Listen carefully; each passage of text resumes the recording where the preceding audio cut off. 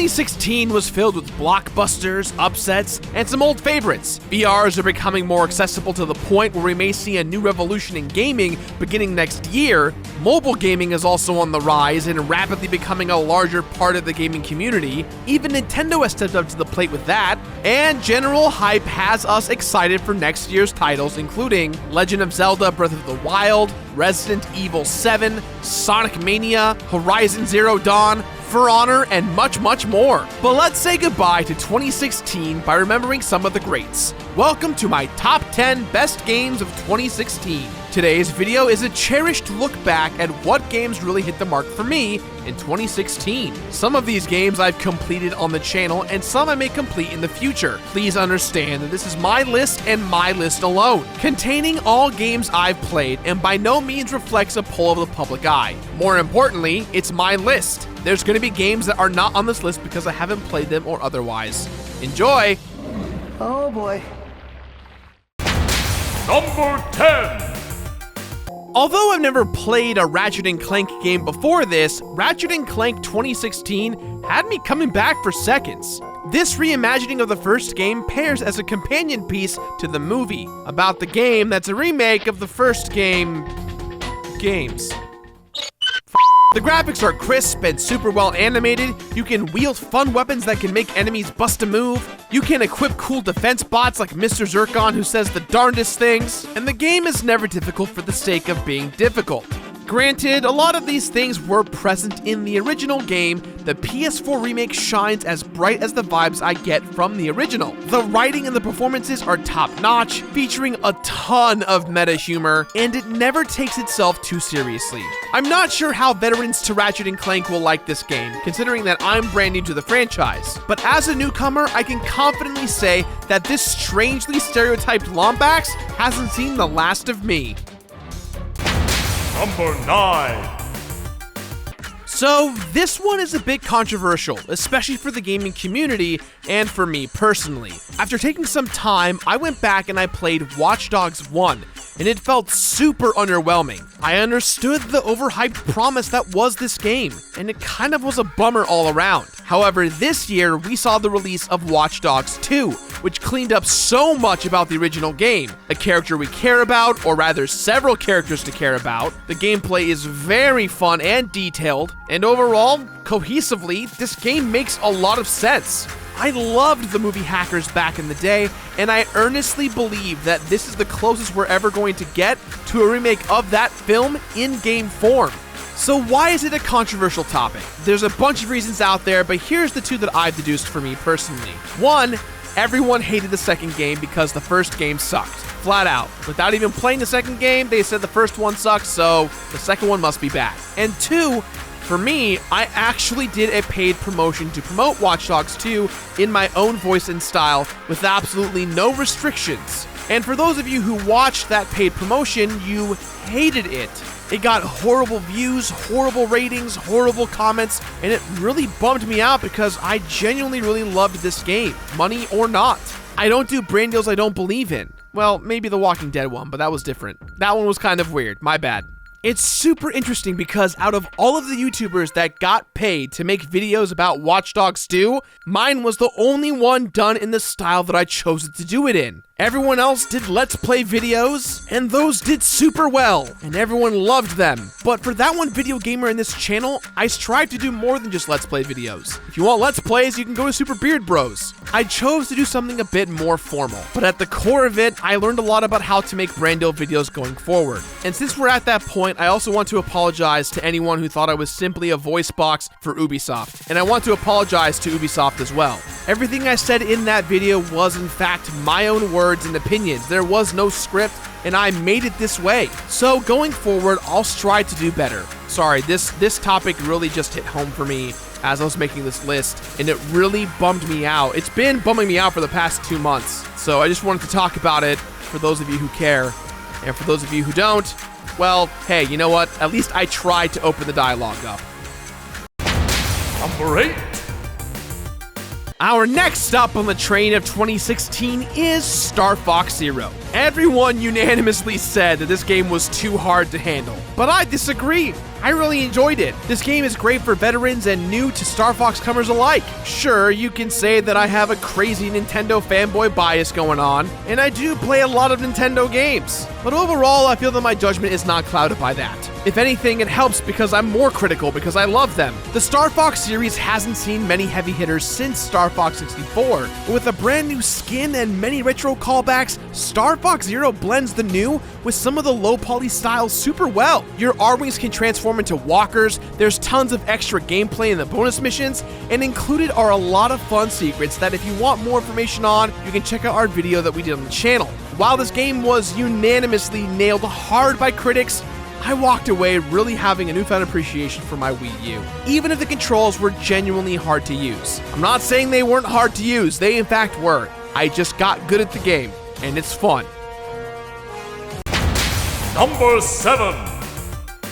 For all of you Binding of Isaac fans out there, Enter the Gungeon is right up your alley. I would argue that it's a faster version of the Binding of Isaac. You select your hero archetype and are forced to go down into the depths of the Gungeon. Here, you are pitted against bullets. Yes, enemies that are the actual shape of a bullet, with eyes, mouths, and feet. There's bullets, shotgun shells, grenades, and so much more. And the best part is, you shoot bullets with bullets. You pick up bullets, your health bar is bullets, you pay people with bullets, you teleport through cylinders like a bullet in the shape of a bullet. It's a bullet orgy in here. Be careful with this game. It is extremely addicting. There is never an identical run because of the roguelike map generation, and there are hundreds of new guns and items to discover all the goddamn time. My favorite so far has to be the Mega Buster. That's right, I can be Mega Man in any goddamn game that allows me to. Try and stop me! Number 6.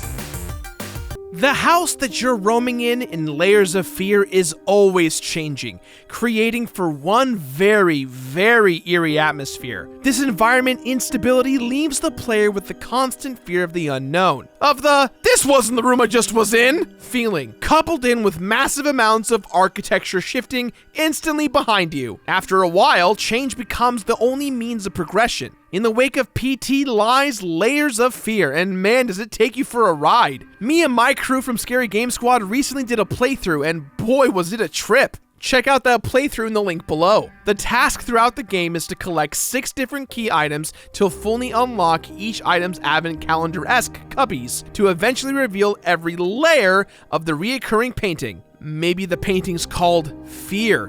Boom, Illuminati correlation confirmed.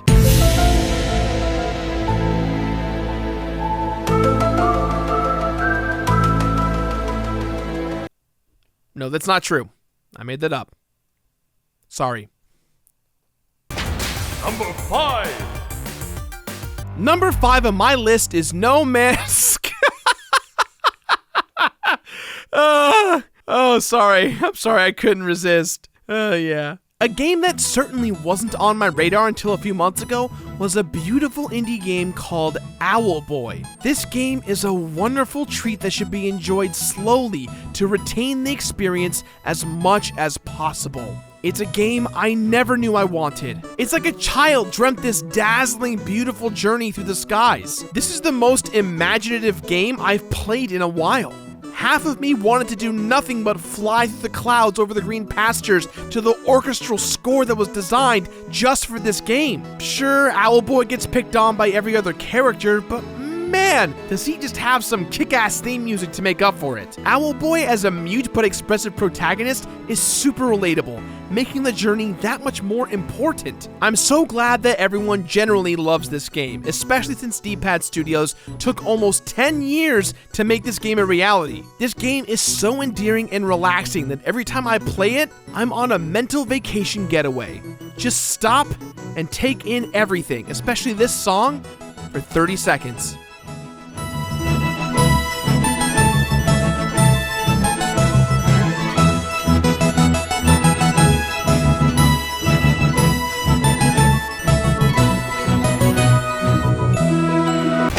Number 4.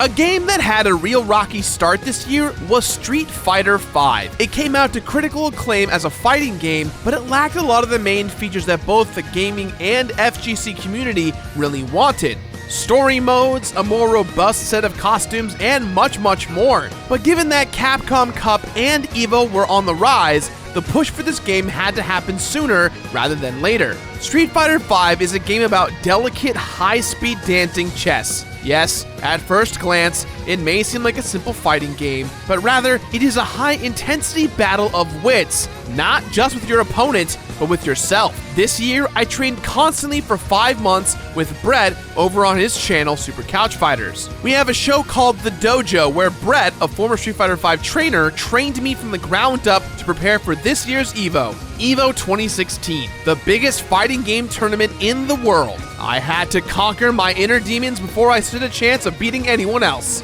And that really is the magic of all fighting games. Hours of learning how to combo, what hitboxes were, learning not to jump in on people all the time, and so much more. All around, Street Fighter V taught me that it's nice being part of something so great. The FGC community has grown massively, and even everyone here in the office can't stop playing together. Yes, it had one of the most disappointing launches this year, but it's still developing, improving, and growing in content all the time. For more Street Fighter V exploration and many other fighting game content, check out our very own Brett Bayonne Super Couch Fighters channel. Links are in the description below. Number 3. So amongst all of the gaming controversy that happened this year, one of the biggest that made everyone mad for literally about 5 hours and then they forgot was Doom. Bethesda refused to give out review copies for the game until near launch day, trusting that they made a very good product for themselves and don't really need the press. Luckily for them, this gamble worked well with Doom and it worked again with Skyrim Remastered. But today, let's focus on Doom. First of all, let's ask the question. Is it a reboot? A reimagining? Either way, it had big boots to fill, it had to be a modern classic, as well as a throwback that's approachable for old and new fans to Doom. At the very beginning, you're thrown right into the action. Forget disposition and story. Doom lets you get right into merciless killing, which pairs nicely with the fine power metal cocktail music. Doom is one of the most important games in gaming history, and finally, after we saw remastering after remastering, we got a brand new game. And it's fucking kick-ass. Tight controls, awesome enemies to kill, incredible metal soundtrack to pull you in. Everything the body needs to get some adrenaline pumping. Yeah, it's not the most complex game I've ever played, but sometimes you need that cathartic blood and gore fest after a long, hard day of, well, I guess in my case, gaming, but you get the point. Number 2.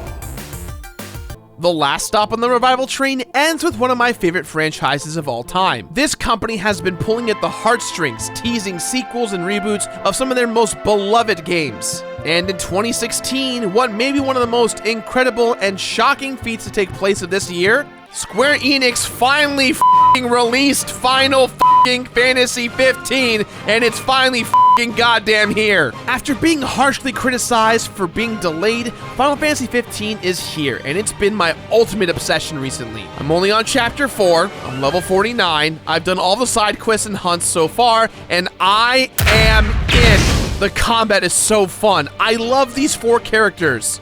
If I know exactly what's going on all the time in the game, but watch out, world, I'm completing this game from top to bottom. So I've read a lot of complaints about the story having weird pacing issues, especially towards the end of the game. I've read and seen a lot of articles, and I've seen a lot of screenshots of the game having a lot of bugs. That's super unfortunate, and I know Square Enix has been public about fixing these issues.